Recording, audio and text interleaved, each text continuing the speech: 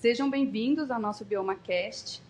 Meu nome é Tânia Vulcani, sou diretora de novos negócios da Bioma Genetics e hoje nós vamos recomeçar o nosso podcast com o tema Detecção de Câncer de Mama e Salva Vidas. Aqui presente temos a doutora Natália Pereira, que é médica geneticista, especialista em oncogenética pelo Hospital de Amor, e também geneticista aqui do grupo Bioma Genetics. Seja bem-vinda, doutora Natália. Obrigada, Tânia. É um prazer poder colaborar com um tema tão relevante nesse momento.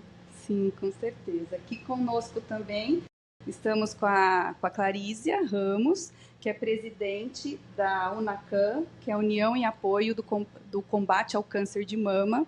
Seja bem-vinda, Clarísia. Obrigada, um prazer estar aqui, poder colaborar com as nossas experiências como instituição. Obrigada.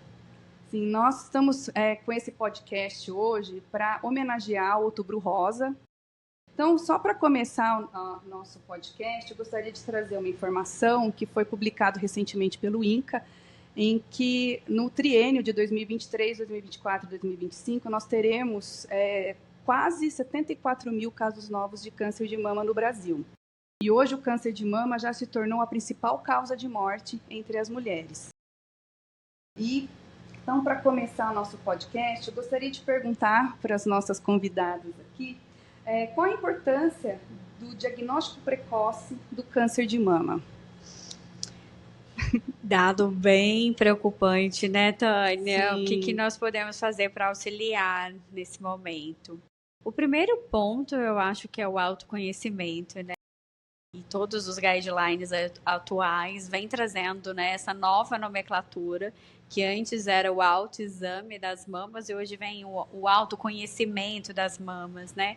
Até como forma, né, de realçar que não só isso é importante, mas que os outros exames também são relevantes nesse momento de autocuidado, que é a mamografia, né? Conhecer a história familiar e conhecer seus fatores de risco que são modificáveis. Eu acho que isso já nos ajuda facilmente a entrar dentro de um grupo que pode ser de alto risco ou de baixo risco. Sim. Eu acho que esse é um dos pontos importantes nesse momento. E, Clarísia, na ONG, quais são as principais dificuldades que vocês encontram para esse diagnóstico precoce? Primeiro, a paciente ou a população entender que é importante ela se conhecer. Uhum. Né? Acho que isso é um dos temas que a gente bate muito para falar com essas comunidades, falar com a sociedade, falar com as mulheres, onde a gente pode levar a informação da importância desse autoconhecimento, né? Desse autocuidado, para que ela possa pegar no início, fazer um diagnóstico no início. Então, acho que educação, que é o papel da instituição, educar voluntários multidisciplinares para multiplicar a informação de qualidade e chegar sempre nessas comunidades, nos bairros e na população em geral, a informação de qualidade. Sabendo que o diagnóstico precoce pode salvar uma vida, pode salvar a vida das pessoas, elas têm que se olhar de uma forma diferente. Então, isso é mudar os seus hábitos, né? Mudar o hábito de se olhar, de entender como está seu corpo. Isso é uma dificuldade, primeiro, que eu entendo que para nós, quanto mais informação a gente puder levar, melhor. O diagnóstico, após a pessoa ter diagnosticado que tem alguma alteração, alguma coisa nesse sentido, ela precisa correr, né? Ela não pode ficar esperando que ter um médico, o SUS chamar. A gente fala que sim, é importante você ir atrás do seu cuidado. Mesmo se você tiver um plano de saúde, nem sempre aquele médico vai estar disponível. Então, você tem que procurar ir atrás, né? A gente fala, tem que levantar e ir atrás da sua saúde, buscar o que você tem que ver dentro dessas da UBS, ir todo dia, bater, ir em frente mesmo de buscar o seu diagnóstico. Porque, realmente, para fazer os exames de mamografia ou um ultrassom, muitas vezes demora no SUS, e isso atrapalha um diagnóstico precoce e acaba, às vezes, sendo tardio. que é o que a gente encontra de dificuldade. Inclusive, no estudo do INCA, que foi publicado, ele mostra que 40% das mulheres no Brasil elas são diagnosticadas no estágio 3 e 4. É uma porcentagem né? Muito alta, né? Então, e a prevenção, como você mesmo falou, é algo muito importante, né? Porque se você conseguir diagnosticar, identificar essas mulheres com câncer estágio inicial, a chance de cura dela pode ser de 100%, né, doutora Natália? Com certeza. E aí entra a necessidade do check-up, né? Quais são essas faixas etárias? Quais são os exames mais importantes nesse momento? Eu acho que né, pelo Ministério da Saúde, as mulheres entre 50 e 69 anos devem fazer, né, já fortemente uma mamografia de acompanhamento a cada 2 anos. As faixas etárias, né, de 35 anos ou 40 anos, isso depende de outros fatores de risco para iniciar todo um protocolo de acompanhamento. E dentro desse protocolo de acompanhamento, claro que está o fator de risco genético. E dentro desse contexto é super importante a gente saber, né, com certeza, quais são os familiares que tiveram história de câncer, com que idade que eles tiveram, e se eles sabem qual foi o tipo de câncer. Isso são dados muito importantes para a gente montar todo um protocolo personalizado, né, de segmento do paciente. E não esperar, né, ficar doente, ter sintoma, porque a doença ela é silenciosa. Sim. Ela muitas vezes, ela nos estágios iniciais, ela não traz muitos sintomas. Sinais. Não traz, né, todo aquele, né, a mama avermelhada, saindo, né, algo purulento, né, ou dormência, às vezes, nas mamas, né, a axila comprometida. Isso são estadios bem avançados, né, da doença. Então, saber esse contexto familiar e poder antever precocemente, né, através de um próprio teste genético, eu acho que auxilia muito quando tem um fator familiar importante. É importante fazer esse screening, né, que a gente chama, para poder personalizar ainda mais o cuidado. Eu queria aproveitar que está falando nessa questão da família, para a gente poder pontuar, tanto faz ser do lado do pai ou da mãe, como a gente pode pensar que um câncer de mama na família do pai pode interferir, ou da mãe só. Como é isso para a gente poder... E que o homem não tem a mama, né? Não é frequente o câncer de mama em homem. Então, às vezes, a família paterna, né, fica um pouco mais sem informações. Mas o risco é o mesmo, independente de ser lado materno ou paterno. O risco é o mesmo. Então, a importância é dos dois lados. E quais, por exemplo, você falou aí, né, que tem indivíduos que têm um risco aumentado de TEM. Como é que a gente consegue identificar uma pessoa que tem um risco aumentado para câncer de mama e procurar um atendimento antes, né, do tumor aparecer? Eu vou pontuar o fator de risco genético, que aqui eu consigo elucidar com um pouco, né, de uma forma mais eficaz. Quando nós identificamos uma variante patogênica conhecida como um alto risco para o desenvolvimento de câncer de mama, automaticamente todos esses familiares, né, tanto filhos, quanto irmãos, quanto pai, mãe, tios, são convidados para o aconselhamento genético para ver se eles possuem essa variante que tem um alto risco para o desenvolvimento de câncer. Exemplos disso é o BRCA1 e 2, mas não somente esses genes. Hoje em dia a gente trabalha, né, com vários outros genes que estão associados ao fator de risco para câncer de mama.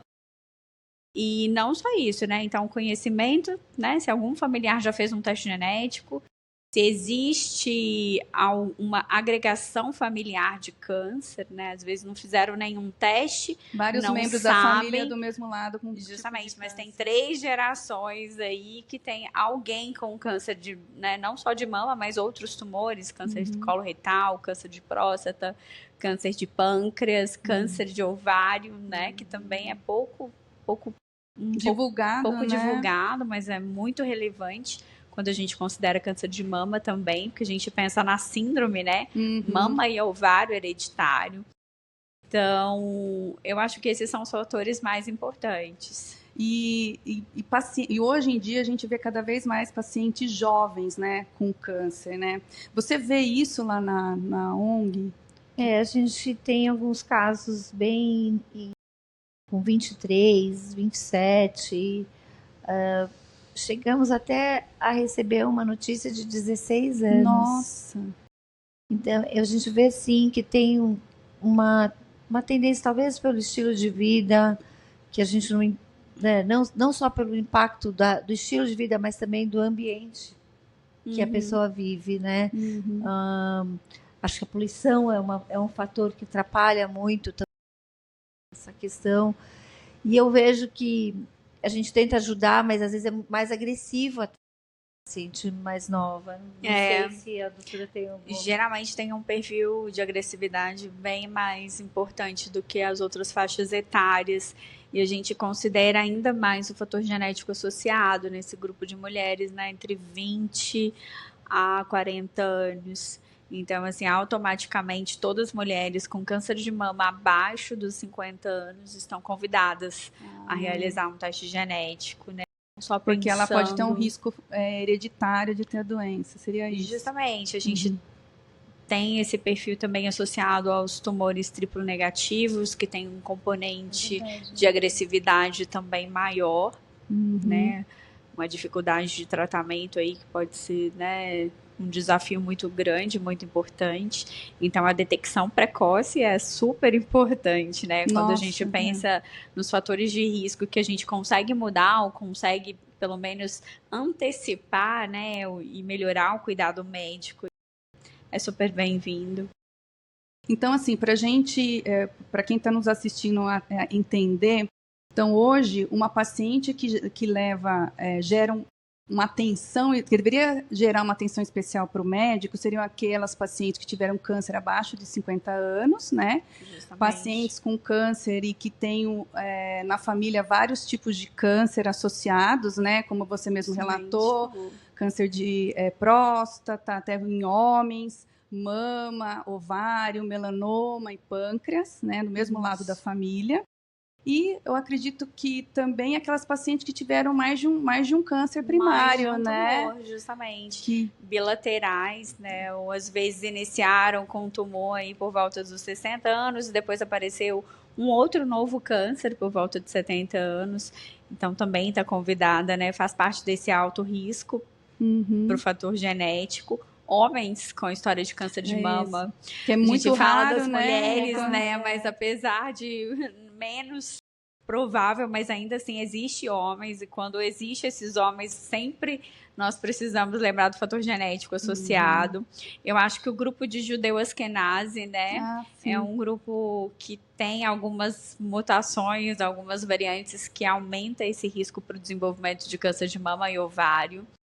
E em São Paulo, né, tem muitas pessoas que carregam, né, essa alteração. Na ONG, vocês lidam com homens com câncer de mama também, Clarísia? Eu tive 2 casos já que a gente cuidou e soube de que... Mas eles estão super bem. Acho que tem um até que se tornou uma referência. Ele é atleta, ele nada, então ele faz a travessia. E ele leva essa bandeira de que tem que se cuidar, porque o homem, normalmente, eles não se preocupam com o fato de se olhar nesse sentido. Exato. E aí, quando eles detectam, já está num estágio um pouco mais avançado. Né? Isso, porque com certeza. Eles nem imaginam que eles precisam se olhar, se tocar, e acaba, quando recebe a notícia, já vem mais avançado. Mas aí, acho interessante que esses que têm, eles levantam uma bandeira para falar justamente para os homens se olharem cada vez mais. E quando nós vamos dar palestras, que é uma das coisas que a gente faz muito, né, levar conscientização para os lugares, a gente percebe que quando você fala, o homem também tem câncer de mama, muitos nem imaginam que isso pode acontecer, né? Isso. É uma coisa assim, mas por quê, né? Até você explicar que você também pode ter, porque você é constituído no seu organismo. Muitos nem têm noção de que ele pode passar por aquilo. Claro que, né, não tem tanto impacto de hormônio, é diferente. mas a gente percebe que também, hoje em dia, até tomando os hormônios que todo mundo acaba fazendo academia, isso aumentou um pouco até o risco de ter, né? Tem relação, né? Com excesso de hormônios, né? Para alguns tipos de câncer. E me conta, como que essas mulheres chegam até você, né? Como que é acionado a associação? Não só a nossa, como todas. Assim, como que funciona, né? O paciente acabou de descobrir, tá um pouco perdido, não tem as informações necessárias. Eu acredito que é um papel também muito do hospital, né? Dos médicos que estão engajados, que conhecem muitas instituições. As instituições, elas estão em vários lugares no estado de São Paulo, no Brasil. Eu faço parte de uma federação, então a federação está no Brasil inteiro. E a UNACAM, com o fato de capacitar os voluntários, e a gente já está há 23 anos fazendo isso, muitas ONGs se formaram depois que fizeram o curso. Então, as meninas fazem o curso e acabam montando uma ONG para ajudar a região onde ela mora. Ou elas já fazem parte de uma instituição, que essa instituição traz essa voluntária para conhecer melhor e poder multiplicar a informação dentro do bairro onde fica a instituição. E muitas dessas voluntárias também foram pacientes. E elas estão sempre em contato com outras pacientes e acaba que leva para a instituição justamente para dar esse apoio, que é muito importante, a rede de apoio, não só da instituição, mas da família estar conscientizada de como é levar, como é cuidar de uma paciente na hora que ela recebe a notícia. Não é só a paciente, a gente sabe que toda a família entra num processo de receber a notícia juntos e existe um desequilíbrio de entender como vai ser essa trajetória, como vai ser essa jornada de cuidado, né?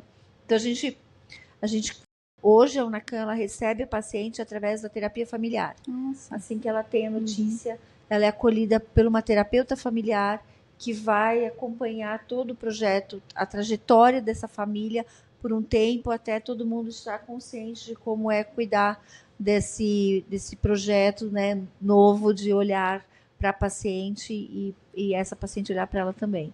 Vocês trabalham, porque assim, a gente entende que quando uma mulher recebe esse diagnóstico de câncer de mama, é um diagnóstico pesado para a mulher, né? Porque eu acho que a palavra câncer, né, ela remete a uma finitude. Uma finitude, exatamente. Uma finitude. E então é pesado para ela. Então, vocês na ONG, vocês têm esse apoio emocional? Quando essa mulher procura vocês, como que vocês fazem esse trabalho de acolhimento?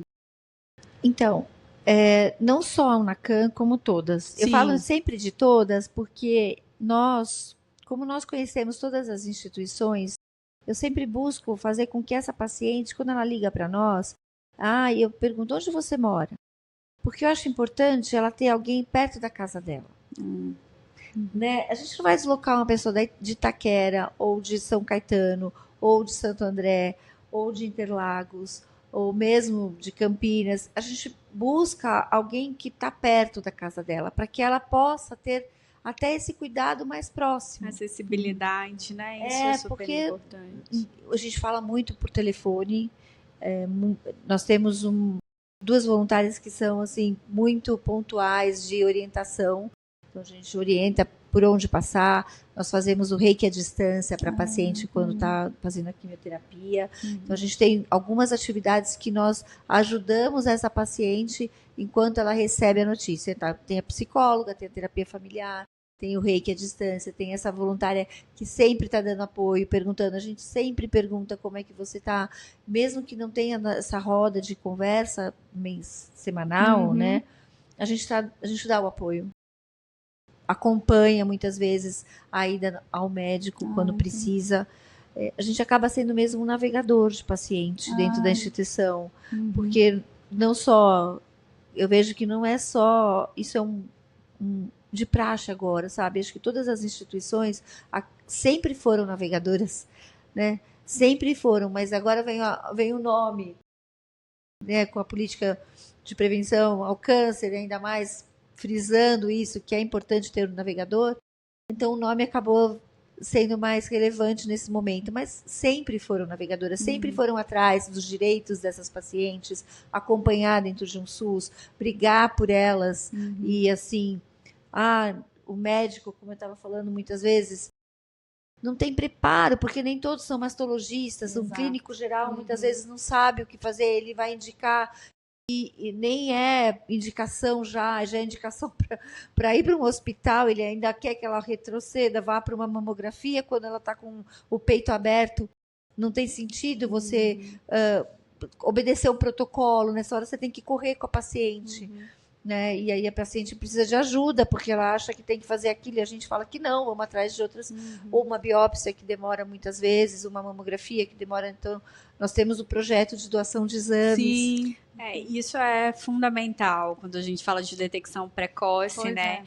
A gente não dá para ficar esperando o tempo normal das coisas, né? Ou esse tempo às vezes muito demorado. O que a gente propõe é um diagnóstico correto, o mais rápido possível, para que o tratamento também seja o mais rápido possível. E eu acho que isso colabora em salvar vidas, né? Exatamente. Já que a gente está tendo cada vez mais um diagnóstico mais tardio, né? Ou pelo menos dentro da nossa população, com toda a dificuldade que a gente tem, né? Esse diagnóstico ainda é um pouco tardio. Então, é correr.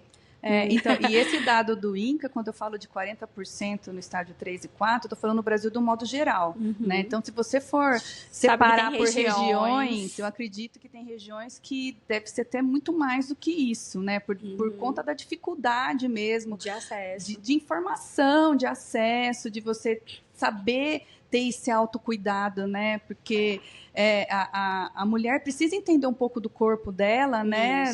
Da sua saúde, para depois procurar um médico. E será que essa informação chega para ela? Né? A gente está aqui num centro, né? A gente está em São Paulo, né? Que é um centro de referência aí, né? Tudo acaba saindo de São Paulo. Pelo menos a maior parte das informações, os guidelines acabam saindo daqui. Então, eu fico me perguntando isso. É engraçado porque nós estamos aqui num laboratório de genética, né? E a gente acaba sendo referência, então a gente recebe muitas informações. Só que, se você for para o interior, né, do estado, até mesmo São Paulo, você vai encontrar mulheres que nunca fizeram mamografia na vida. Com certeza. Você entendeu? Isso né, contrapõe, porque ao mesmo tempo que tem pessoas ainda tão sem informações, tão sem acesso, talvez, do outro lado, né, que a gente vê uma acessibilidade muito próxima. E não só isso, a facilidade para realizar qualquer teste genético, aconselhamento genético, a informação necessária, né, para correr e saber qual local de referência deve ser acompanhada, porque isso também faz diferença, né? As especialidades necessárias para o acompanhamento daquela condição. Exato. Então, toda a equipe multidisciplinar treinada, o apoio das ONGs, eu acho que é uma corrente que vai se formando e trazendo benefício para esse paciente, né? E na ONG, quando vocês trabalham com essa questão da prevenção, obviamente que vocês ampliam o acesso à informação, né? E essa informação vem dos médicos. Hoje você na ONG tem até um geneticista, né? Que para mim foi uma surpresa muito gratificante saber isso. Que ótimo, né? A notícia é maravilhosa. E assim, acho que é até uma coisa que a doutora está falando, porque muitas vezes nem se sabe o que é um painel genético. Pois é. Nem sabe o que vai fazer com isso. Então, como a gente leva essa informação, né? Cada vez mais a gente bate na tecla da informação, da educação. Exato. Isso sempre batemos. A gente meio que foi pioneira em capacitar, nós fomos pioneiras em capacitar voluntários, porque o voluntário era visto e sempre foi uma ação de amor, uma ação de doação e não de conhecimento. E a partir do momento que você trabalha com pacientes, o conhecimento ele pode interferir e muito, porque a partir do momento que esse voluntário sabe dar informação do que é um painel genético, ou do que é uma prática integrativa, ou do que é uma quimioterapia, como ele pode ajudar a paciente a passar por uma quimioterapia sem dor. não sem dor total, mas a gente sabe, né, que pode ajudar numa alimentação, que pode ajudar no exercício físico, né, que algumas coisas que essa voluntária tenha conhecimento para poder multiplicar. Acho que é o nosso...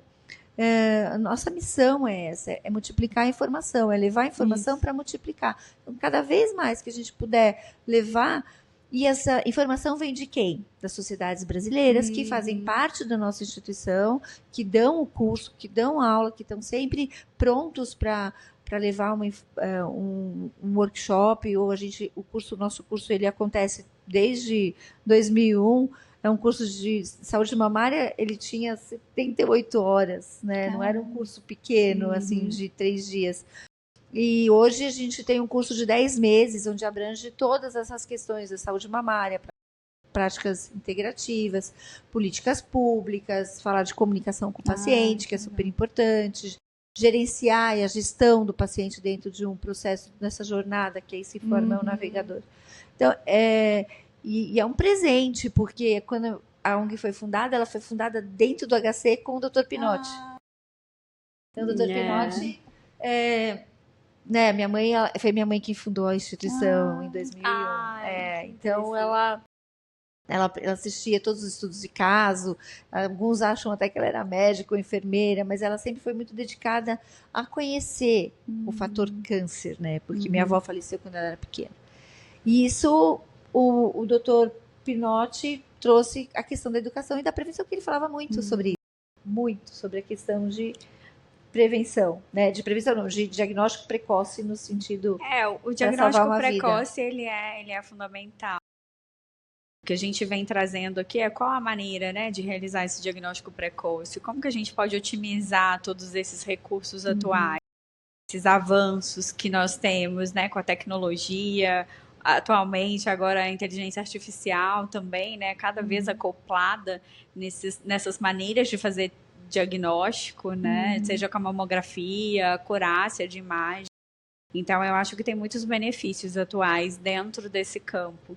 O que a gente não tem é a acessibilidade para todas as pessoas da forma que a gente gostaria. Mas, independente disso, eu acho que até para atualização, na hora que é feito um diagnóstico, avaliação genética, existem diferentes testes genéticos.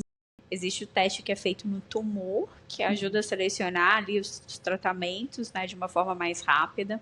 E existe aquele teste que você faz, que é o germinal, que nós, na maioria das vezes, né, condicionamos essa conversa através do aconselhamento genético, que é aquele que você já nasceu com predisposição, né? São as alterações que você já nasceu com ela, em que a algum momento da vida pode ou não se manifestar. Sabendo que tem genes que têm um alto risco para o desenvolvimento do câncer. Então, é importante, eu acho que o conhecimento dessa maneira de estratificar o seu risco. E doutora Natália, então, é assim, qual que é a importância, então, do teste genético, né? Porque a gente sabe que existe algumas pessoas que têm predisposição, como você mesmo relatou, tem alguns sinais que que o médico precisa interpretar e solicitar o teste genético para essas pessoas. Mas qual que é a importância desse teste? O que o paciente vai levar de benefício? Benefícios, né? Eu falo que o geneticista, ele te ajuda a olhar o lado bom dos seus genes. Ele facilita isso. Primeiro, estar com grupos especializados para essa informação, eu acho que faz, né, toda a importância dentro do conhecimento, da construção de um protocolo de segmento, de uma avaliação de risco. Mas, em termos gerais, o teste genético, ele ajuda a estratificar o paciente de alto risco para o desenvolvimento de outros tumores, né, que pode estar, né, fazer um rastreamento ainda melhor, personalizado. Quando a gente fala de síndromes, a gente não está falando só do câncer de mama, a gente está conhecendo uma outra possibilidade de outros tumores ao longo da vida dessa paciente. E se um câncer já é uma notícia muito difícil, imagina um segundo tumor. E imagina um segundo tumor que às vezes vai aparecer de uma forma muito avançada, muito grave. Então, é esse contexto que a gente não quer que aconteça. E se a paciente sabe que ela possui um fator de risco que aumenta esse risco para determinados, né, tumores, não só o de mama, mas outros tumores, é importante a gente fazer um check-up, um protocolo personalizado para esse paciente, para que ele não tenha um diagnóstico tardio, para que seja feito, né, um rastreamento adequado e a prevenção adequada. E existe alguns... E dentro desse teste genético, a gente também sabe que existe algumas terapias-alvo, né? Sim. Que pode ser utilizada. Então, ajuda, né? Além desse gerenciamento de outros tipos de tumor, me corrija se eu estiver errada, pode ser utilizada também para tratamentos, sim, né? E também para avaliar risco familiar, né? Sim, porque avaliação de risco familiar, o prognóstico, às vezes, da doença, né? Isso também ajuda a estratificação de prognóstico. E eu acho que tem benefício para o tratamento, já está ótimo, né? Da cirurgia, possibilidade de cirurgia redutora de risco, quando possível, né? Não são todos os genes que propõem essas medidas, mas aqueles que propõem por um objetivo muito maior, né? Então, eu acho que a gente não perde tempo em relação a isso. E não só isso também, eu acho que a medicina reprodutiva hoje te dá a oportunidade também de fazer o diagnóstico pré-implantacional. Então, se você tem uma síndrome de predisposição ao surgimento de câncer, que é muito grave, que às vezes aparece com câncer aí com 20 anos, né? Enfim, idades bem jovens, idades ainda muito produtivas, né, na vida de qualquer pessoa, eu acho que tem benefício em todos os momentos da vida. E assim, a pessoa que, por exemplo, foi diagnosticada com câncer em idade jovem, né, que já teve o câncer, já fez a mastectomia bilateral, que, né, já fez toda a cirurgia que precisava ser feita, ela teria algum benefício de fazer o teste genético? Com certeza. Se tiver dentro daquele grupo de mulheres com câncer de mama abaixo de 50 anos, mas atualmente esse grupo de mulheres também foi estendido abaixo de 65 anos com a história de câncer, eu acho que te coloca, né, num segmento personalizado que é diferente da população geral. Sim. A gente está falando aqui muito de diagnóstico, né? Eu queria ouvir um pouquinho a Clarísia sobre as barreiras dessas pacientes e no acesso ao tratamento. Você acha que hoje, nesse dado do INCA, né, uma coisa que me assustou bastante também foi que pacientes, o tempo entre o diagnóstico até o tratamento, passando de 60 dias, está na faixa de 50,9%. Ou seja, 50,9%, quase 51% das mulheres que têm o diagnóstico vai começar o tratamento só depois de 60 dias. Né? Esse é um dado complicado. Também que eu achei bem triste, né? E aí eu queria entender um pouquinho quais são as barreiras, né, dessas pacientes. Se você, eu acho que, como a gente está falando aqui, já a gente está num centro, né, de referência, né? Mas você sente isso, essa dificuldade no início do tratamento também entre as pacientes que são acompanhadas lá na ONG? A regulação e o cross acabam sendo muito burocrático, muito demorado. A gente concentra isso, todos os pacientes com câncer vão para um Web Camargo, vão para uma regulação, e aí essa regulação aí vai para o hospital. Aí no hospital tem fila de 7 meses, às vezes, sabe, para poder atender, que até eu estava conversando outro dia com um médico, ele falou, mas se a paciente vier para cá, ela vai demorar para ser atendida. E a gente não entende, eu não sei aonde está esse gargalo, a gente está buscando entender se é lá na UBS, quando ela faz o cadastro, se é quando ela tem que fazer essa transição para o hospital, se o hospital, muitas vezes, por exemplo, que já aconteceu, a gente saber que o hospital não tinha equipamento suficiente, ferramenta suficiente, porque os instrumentos, eles precisam ser higienizados em 24 horas. Aí ele não tinha instrumento para poder fazer uma cirurgia todos os dias. Então, nós fizemos uma campanha, demos